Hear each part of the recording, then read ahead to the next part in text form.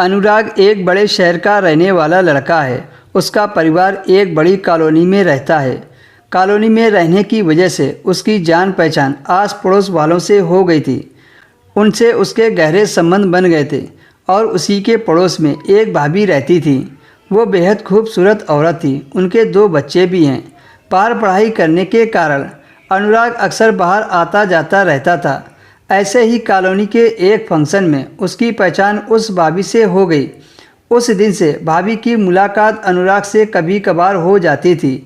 कभी वो अनुराग के घर कुछ काम से आ जाती थी या फिर उनको कुछ देने के लिए अनुराग की मम्मी कभी उसे घर पर भेज देती थी।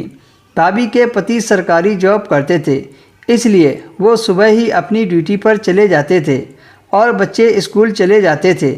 अनुराग के दोस्त अक्सर आया करते थे, तो उस वक्त भाभी कभी कभी अपने घर के बाहर ही खड़ी होती थी, तो दोस्तों की नज़र उस पर पड़ जाती थी।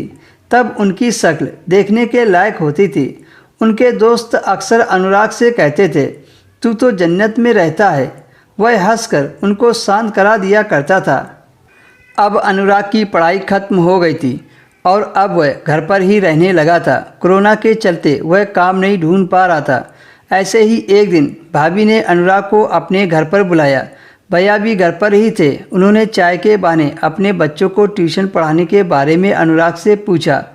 उसने भी बच्चों को पढ़ाने के लिए हाँ कर दी, क्योंकि उसके पास कोई जॉब नहीं थी। फिर वह उसी दिन से भाभी के बच्चों को पढ़ाने लगा।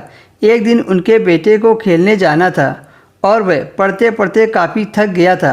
अनुराग ने भाभी से कहा, आपका बेटा काफ़ी थक गया है, उसका आज पढ़ने का मन नहीं कर रहा है। भाभी ने कहा, तो आप ही बता दो इन्हें क्या करना चाहिए। अनुराग ने कहा, आज इन्हें खेलने दो, माइंड फ्रेश हो जाएगा। भाभी के ठीक है कहते ही उसके दोनों बच्चे बाहर खेलने चले गए। अब घर में भाभी और अनुराग रह गया। भाभी उसके लिए चाय बनाकर लाई। दोनों बैठकर चाय पीने लगे। धीरे धीरे भाभी अनुराग के करीब आती जा रही थी। यह देखकर अनुराग को अच्छा लग रहा था। वो भी भाभी के सटकर बैठ गया और दोनों की दूरियां नज़दीकियों में बदल गई। अगले ही पल दोनों बेड पर पसर गए और अकेलेपन का फ़ायदा उठाते हुए वह कर लिया जो अनुराग काफ़ी दिनों से इसी की तलाश में था। उस दिन से रोज़ देवर भाभी का खेल चलने लगा।